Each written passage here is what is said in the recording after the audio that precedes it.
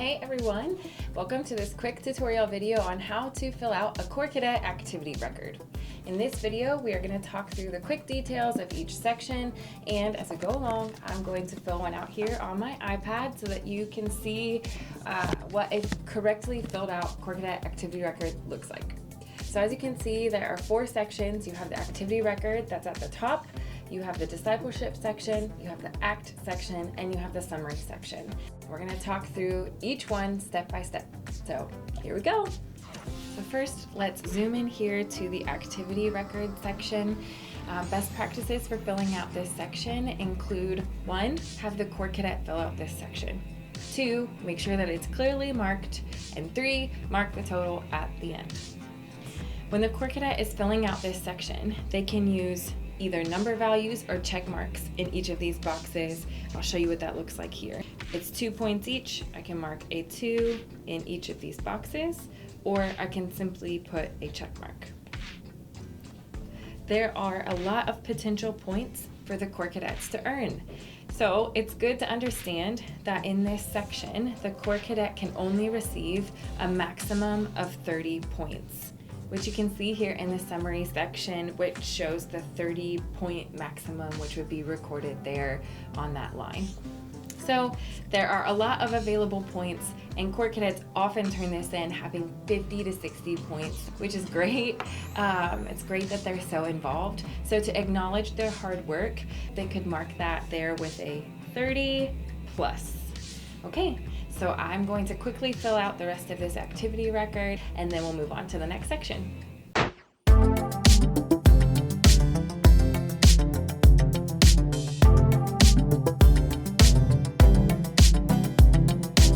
Moving on to the next section, that's the discipleship section, which is located here in the bottom left.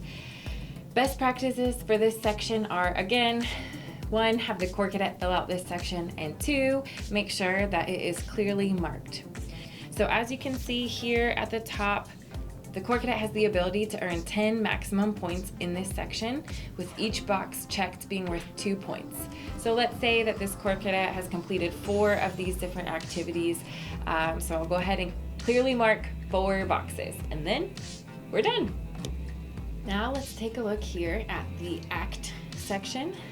Best practices for filling out this section include 1, making sure to attach the required reflection or completed SOAPs when turning this into DHQ, and 2, clearly marking the appropriate boxes.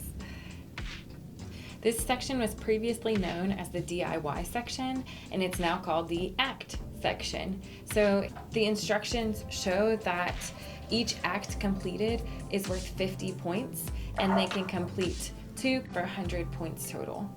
So as it's written here, may not repeat options. Obviously, they have to be 2 different activities that are completed and turned in. When an act is checked as completed, please make sure to attach one of the following. Number 1, the worksheet or reflection that is provided by the material. Number 2, the completed SOAPs pages, or a page where the Corps Cadet simply writes a reflection. I completed this act and I learned fill in the blank. Next part is the summary section. So this part is filled out both by you and by me here at DHQ.